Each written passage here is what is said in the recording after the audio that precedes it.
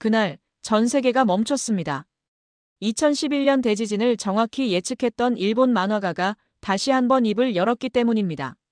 7월 대재앙이 온다. 이 말 한마디에 강대국들이 무너졌습니다. 항공편은 끊기고 사람들은 공포에 질렸습니다. 하지만 단 한 도시만은 달랐습니다. 그것은 바로 한국의 수도 서울입니다. 감정은 배제하고 예언은 무시한 채 오직 데이터만을 신뢰한 도시. 예측이 아닌 준비로 승부한 서울은 그 순간 아시아 전체의 운명을 바꿨습니다. 어떻게 서울은 전 세계의 기준이 되었을까요? 왜 강대국조차 한국을 벤치마킹하기 시작했을까요? 예언을 이긴 도시 서울. 그 놀라운 반전의 기록, 지금 시작합니다. 안녕하세요. 저는 마거리 슈나이더입니다. 스위스에서 온 저는 유엔 재난위험감소사무소 자문관입니다. 이날은 출장 일정과 함께 메일함을 확인했는데 긴급보도 메일이 많이 와 있었습니다. 무슨 일인가 했죠. 알고 보니 일본 만화 내가 본 미래 완전판이 출간되면서 아시아 전체가 떠들썩해졌던 것입니다. 만화가가 예언한 7월 대지진 이야기였죠. 홍콩에서는 그레이터 베이 항공이 일본 노선을 줄였고 중국 언론들은 연일 예언 특집을 내보냈습니다. 저는 그때 홍콩에 있었는데 거리 곳곳에서 사람들이 수군거리는 소리가 들렸어요. 7월에 정말 큰 지진이 올까? 일본 여행 예약 취소해야 하나? 이런 말들이 끊이지 않았습니다. 호텔 로비에서도 지하철에서도 심지어 식당에서도 이 얘기뿐이었어요. 사람들의 눈빛에는 불안과 공포가 역력했습니다. 카페에서 커피를 마시며 SNS를 보니 더 심각했어요. 유튜브에는 예언 분석 영상들이 하루에 수백 개씩 올라왔고 위챗에서는 7월 대피 가이드까지 돌아다녔죠. 공포가 바이러스처럼 퍼지고 있었어요. 저 역시 묘한 불안감에 휩싸였습니다. 그런데 한국만은 달랐어요. SNS에서도 뉴스에서도 이 예언에 대한 반응이 거의 없었습니다. 처음엔 정보가 늦게 전해진 건가 싶었죠. 하지만 알고 보니 서울시는 조용히 경계 단계를 조정하고 있었습니다. 그 차분함이 오히려 더 궁금하게 만들었어요. 당시 제가 본 한국 뉴스는 이랬어요. 서울시 정기 방제 훈련 실시 딱 한 줄. 그게 전부였습니다. 다른 나라들이 공포에 떨며 소란스럽게 반응할 때 한국만은 침묵 속에서 무언가를 준비하고 있었어요. 그 침묵이 오히려 더 강렬하게 느껴졌습니다. 저는 그 침묵이 궁금했습니다. 정말 준비가 되어 있는 건지 아니면 그냥 무시하는 건지. 20년 전 대구 지하철 화재를 취재했던 기억 때문에 저는 한국의 재난 대응에 여전히 회의적이었거든요. 그때의 충격과 실망감이 아직도 생생했습니다. 그래서 직접 확인하기 위해 서울로 향했습니다. 마음 한편으로는 또다시 실망하게 될지도 모른다는 두려움이 있었어요. 인천공항에 내리자마자 느낀 건 평온함이었습니다. 다른 나라 공항들처럼 긴장된 분위기도 비상 안내방송도 없었어요. 마치 아무 일도 없는 것처럼 일상적이었습니다. 공항 직원들도 평소와 다름없이 웃으며 업무를 보고 있었죠. 저는 이상했습니다. 정말 아무것도 모르고 있는 건 아닐까? 택시를 타고 서울 시내로 들어가면서 보니 거리도 똑같았어요. 사람들은 평범하게 출근하고 학생들은 학교에 가고 예언 때문에 공포에 떠는 모습은 전혀 보이지 않았습니다. 오히려 제가 이상한 사람처럼 느껴질 정도였어요. 택시기사마저 예언 얘기를 꺼내니 요즘 그런 얘기 많더라고요라며 무덤덤하게 대답했습니다. 서울종합방재센터에서 서지우 부소장을 만났을 때 그의 첫 인사가 인상적이었어요. 마거리 씨, 예언 때문에 오신 거죠? 직설적이면서도 차분한 목소리였습니다. 마치 저의 속마음을 다 알고 있다는 듯한 표정이었죠. 그 순간 저는 약간 당황했습니다. 제가 너무 뻔했나 싶어서요. 제가 서울은 정말 달라졌나요? 라고 물었을 때 서지우 부소장의 답변은 간단했어요. 포장만 바뀐 게 아니라면 좋겠는데요. 그 순간 저는 그가 저의 의구심을 정확히 알고 있다는 걸 느꼈습니다. 과거에 대한 부끄러움도 현재에 대한 자신감도 동시에 담긴 말이었어요. 그의 눈빛에는 진정성이 있었습니다. 사무실 벽에는 2014년 세월호, 2014년 판교 환풍구 붕괴, 2003년 대구 지하철 참사 사진들이 걸려 있었어요. 서지우 부소장이 말했습니다. 저희는 이 사진들을 매일 봅니다. 잊지 않기 위해서요. 그 말에는 무거운 책임감이 담겨 있었습니다. 저는 그 순간 마음이 숙연해졌어요. 그날 밤 홍콩에서 온 전화가 걸려왔어요. 제 동료였던 리잉천이었습니다. 학술 회의에서 만나 친해진 사이였는데 이제는 풍수사가 된 그녀는 7월은 피할 수 없는 운명이야 라고 말했죠. 목소리에는 확신이 차 있었지만 어딘가 불안해하는 듯한 떨림도 있었어요. 저는 복잡한 심정이었습니다. 과학적 사고와 동양의 예언 사이에서 흔들리고 있었거든요. 옛 동료가 이렇게 변한 것도 안타까웠고요. 다음 날 아침 홍콩 방송에서 리잉천의 인터뷰가 나왔습니다. 7월의 재앙은 이미 시작되었다. 우리는 선택의 여지가 없다. 카메라 앞에 그녀는 확신에 차 있었어요. 하지만 자세히 보니 그녀의 손이 미세하게 떨리고 있었습니다. 시청률을 위해서인지 정말 믿어서인지는 알 수 없었지만 뭔가 절망적이었어요. 같은 시간 서울에서는 전혀 다른 일이 벌어지고 있었습니다. 시민들이 지하철역에서 모의 지진 훈련을 하고 있었어요. 참여율이 90%였다고 하더군요. 놀라운 건 아무도 예언 때문에 훈련한다고 말하지 않았다는 겁니다. 그냥 정기 훈련이라고만 했어요. 시민들의 표정도 진지하지만 패닉 상태는 아니었습니다. 제가 한 시민에게 물었어요. 위기가 안 왔는데 왜 훈련하세요? 그 시민이 대답했습니다. 혹시 모르잖아요. 준비된 사람이 살아남죠. 단순하지만 강력한 철학이었어요. 그 말에는 체념이 아닌 의지가 담겨 있었습니다. 서지우 부소장은 저에게 서울 지하철의 방제 시스템을 보여주었습니다. 지진이 감지되면 자동으로 전 구간 열차가 멈추고 스마트폰 앱으로 실시간 대피 경로가 전송되는 시스템이었죠. 우리는 예언을 기다리지 않습니다. 매일이 대비의 날이거든요. 그의 말에는 흔들림 없는 신념이 있었어요. 그 순간 저는 깨달았어요. 홍콩과 중국이 공포에 떨 때 서울은 조용히 시스템을 점검하고 있었다는 걸. 소란스러운 반응과 침묵하는 대비. 그 차이가 선명하게 보였습니다. 저는 묘한 감동을 느꼈어요. 이런 접근 방식이 있다는 게 신선했습니다. 훈련 현장을 보면서 저는 놀랐어요. 시민들이 진짜 진지하게 참여하고 있었거든요. 아이들도 노인들도 모두 진지한 표정으로 훈련에 임했습니다. 그 모습에서 이 도시의 변화를 느꼈어요. 더 이상 무책임하고 안일한 도시가 아니라는 걸 말이죠. 며칠 후 일본 근해에서 미소 지진이 감지되었습니다. 규모 3.2 아주 작은 지진이었죠. 하지만 일본 언론들은 예언의 전조일까? 라며 대서특필했어요. 홍콩 항공사들은 추가로 일본 노선을 줄였고 대만에서는 경보 시스템이 오작동까지 일으켰습니다. 공포가 현실이 되어가는 듯 했어요.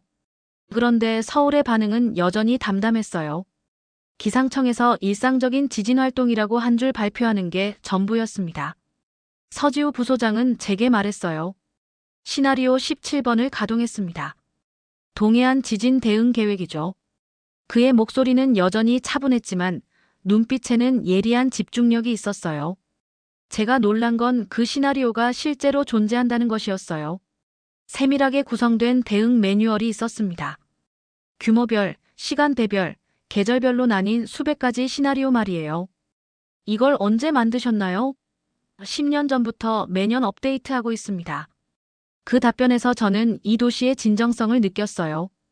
책상 위에 놓인 두꺼운 매뉴얼을 보니 감탄이 나왔습니다. 이건 그냥 형식적인 문서가 아니었어요. 실제 상황을 가정한 구체적인 행동 지침들이 빼곡히 적혀 있었습니다. 서지우 부소장의 표정에서 자부심을 느낄 수 있었어요. 그날 저녁 제가 호텔에서 뉴스를 보는데 서울시의 AI 가짜뉴스 필터링 시스템 소식이 나왔어요. 예언 관련 허위 정보를 실시간으로 차단한다는 내용이었습니다. 저는 그때 처음으로 생각했어요. 이 도시는 정말 달라진 게 아니라 완전히 변했구나. 마음 깊은 곳에서 감동이 밀려왔습니다. 그 밤 저는 잠들기 전까지 생각했어요. 과거의 실수를 딛고 일어선 이 도시의 변화를. 20년 전 제가 취재했던 그 참혹한 장면들과 지금의 모습을 비교하니 정말 많이 달라졌다는 걸 인정하지 않을 수 없었습니다. 제 고정관념이 흔들리기 시작했어요. 서지우 부소장이 저를 롯데월드타워에 데려갔습니다. 한국의 내진 기술을 보여드리고 싶어서요. 그의 표정에는 자신감이 넘쳤어요. 타워 지하에는 거대한 감쇄장치가 있었어요. 555m 높이의 건물이 진도 9의 지진도 견딜 수 있게 설계되었다고 했습니다. 이 수치는 유럽 본토에서나 보는 수치인데요. 제가 감탄하자 서지우 부소장이 미소 지었어요. 그 미소에는 뿌듯함이 담겨 있었습니다. 아직 더 있습니다. 이어서 아크로 서울 포레스트를 보여주었는데 아파트마다 지진 센서가 설치되어 있었어요.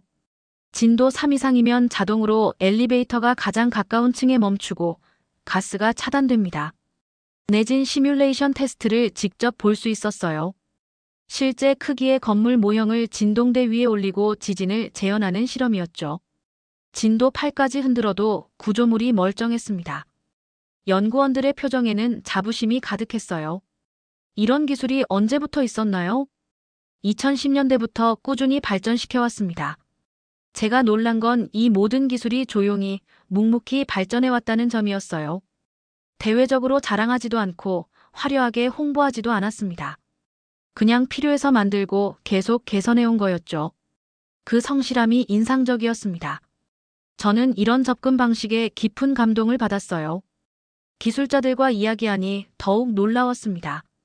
이들은 화려한 말보다는 데이터와 실험으로 입증하는 걸 선호했어요. 우리는 말보다는 결과로 보여드리고 싶어요라고 한 엔지니어가 말했습니다. 그 겸손함과 진정성에 저는 마음이 뭉클했어요. 견학을 마치고 나오면서 저는 생각했습니다. 이 건물들 하나하나가 과거의 실수를 되풀이하지 않겠다는 의지의 결과물이라는 걸. 서지우 부소장의 표정에서도 똑같은 의지를 읽을 수 있었어요. 그는 말없이 고개를 끄덕이며 제 생각을 알아주는 듯 했습니다. 그날 저녁 뉴스에서 흥미로운 소식을 봤습니다. 세계 최장 현수교, 진도 6 지진 견뎌내. 터키에 건설된 차나칼레 교량 이야기였어요. 처음엔 중국이 건설했다고 알려졌었는데 알고 보니 한국 건설사가 주도한 프로젝트였더군요. 저는 이상했어요.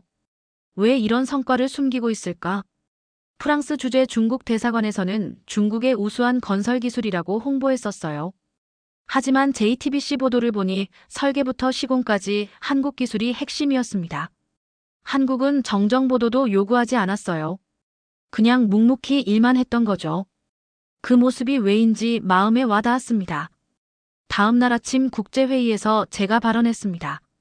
서울은 조용히 기술로 증명해버리는 도시입니다. 참석자들이 고개를 끄덕였어요. 최근 외신들도 주목하기 시작했거든요. 한국 아시아 건축의 내진 기준을 다시 쓰다라는 제목의 기사들이 나오고 있었습니다. 저는 그 순간 뿌듯했어요. 회의 후 서지우 부소장과 커피를 마시며 이야기했어요. 왜 이런 성과들을 적극적으로 홍보하지 않으세요? 그가 답했습니다. 일단 해놓고 보여주는 게 우리 방식이에요. 그 말에는 깊은 철학이 담겨 있었어요. 말보다는 행동, 포장보다는 내용을 중시하는 철학 말이죠. 저는 그때 깨달았어요. 한국은 변명하지 않는다는 걸. 과거의 실수를 인정하고 조용히 개선했습니다. 화려한 말보다는 확실한 행동을 택했죠. 그 진정성이 결국 세계가 인정할 수밖에 없는 결과를 만들어낸 거였어요. 서지우 부소장의 눈빛에서 그런 의지를 느낄 수 있었습니다. 그날 밤 호텔방에서 창밖을 바라보니 서울의 야경이 아름다웠어요. 조용하지만 확고한 이 도시의 모습처럼 느껴졌습니다. 저는 마음속 깊은 곳에서 감동을 느꼈어요. 이 도시가 정말 변했다는 걸 인정하게 되었거든요. 예언된 대재앙은 언제 일어나지 모릅니다. 이날은 홍콩에서 리잉천이 마지막 방송을 하던 날입니다. 침묵이 더 무섭다. 언제 올지 모르는 것이 진짜 공포다. 그녀는 여전히 불안감을 조장하고 있었죠. 방송 화면에서 본 그녀는 초조해 보였어요. 예언에 대한 공포와 허상만을 늘어놓고 있었습니다. 하지만 서울 시민들은 평온했습니다. 지하철은 정시에 운행되고 사람들은 일상을 보냈어요. 카페에서 커피를 마시고 공원에서 산책하고 마치 아무 일도 없는 것처럼 말이죠. 시민들의 표정에는 불안이나 공포가 아닌 그냥 일상이 있었어요. 제가 서지우 부소장에게 말했어요. 이 도시의 위대함은 아무 일 없을 때 빛났다는 것 같습니다. 그가 대답했어요. 우리가 준비되어 있다면 예언은 두렵지 않습니다. 그의 말에는 자만이 아닌 겸손한 자신감이 담겨 있었어요. 그날 서울시에서 아시아 재난 대응 도시 협약 주도를 발표했습니다.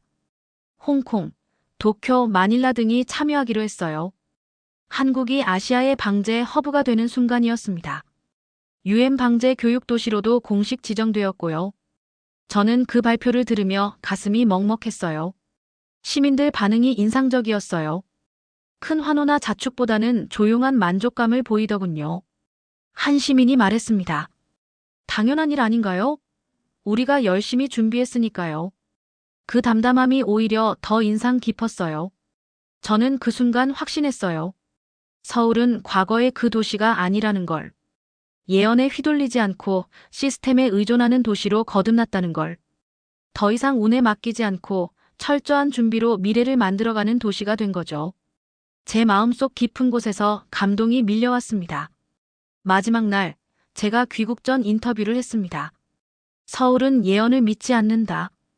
대신 시스템을 믿는다.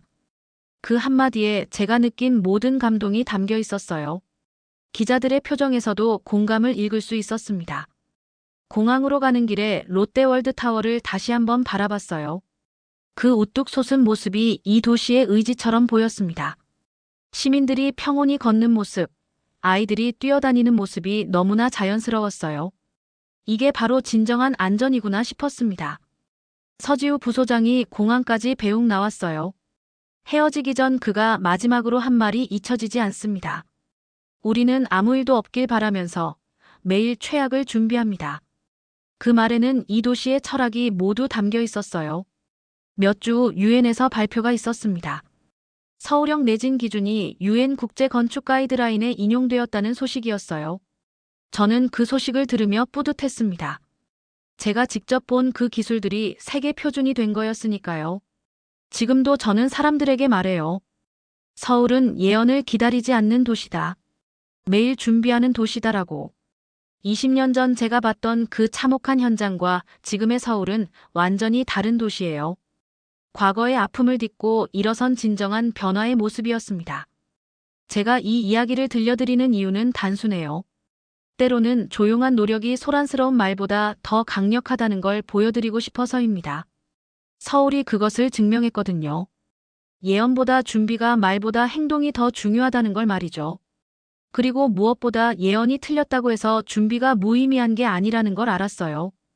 준비 자체가 예언을 무력화시킬 수 있는 건지도 모르죠. 서울의 철저한 준비가 설령 지진이 와도 큰 피해 없이 넘길 수 있게 만들 거예요. 귀국한 지금 저는 여전히 한국에서의 여운을 잊을 수 없습니다. 서지우 부소장으로부터 가끔 소식을 듣는데 서울은 여전히 조용히 시스템을 개선하고 있다고 해요. 시민들도 여전히 정기훈련에 성실히 참여하고 있고요. 최근 제가 참여한 국제재난관리 세미나에서 많은 전문가들이 서울 모델에 대해 관심을 보이더군요. 말보다는 행동으로, 화려한 홍보보다는 실질적 준비로 도시의 안전을 지키는 모델 말이에요. 저는 그때마다 자랑스럽게 서울의 이야기를 들려줍니다. 예언은 틀릴 수 있어요. 하지만 준비는 절대 틀리지 않습니다. 서울이 그걸 증명합니다. 20년 전 실수했던 그 도시가 이제는 세계가 배우려는 도시가 되었습니다. 저는 이제 확신해요. 진정한 안전은 운이나 예언에 의존하는 게 아니라 매일매일 쌓아가는 준비에서 나온다는 걸. 그리고 그런 준비를 묵묵히 해나가는 도시와 시민들이 있다는 걸 말이죠. 서울의 이야기는 여기서 끝이 아닙니다. 지금도 그들은 내일을 준비하고 있을 거예요. 아무 일 없기를 바라면서 동시에 최악에 대비하면서 말이죠. 그것이 바로 서울이 보여준 진정한 재난 대응의 모습입니다. 여러분, 예언이 말할 때 서울은 행동으로 답했습니다. 그리고 그 답이 바로 우리 모두가 배워야 할 교훈이 아닐까요? 감사합니다. 자, 오늘의 사연은 여기까지입니다. 오늘 이야기가 여러분께도 작지만 깊은 울림이 되었길 바랍니다. 여러분은 언제 한국인으로서 가장 자랑스러우셨나요? 아래 댓글에 여러분의 감동 이야기를 함께 나눠주세요.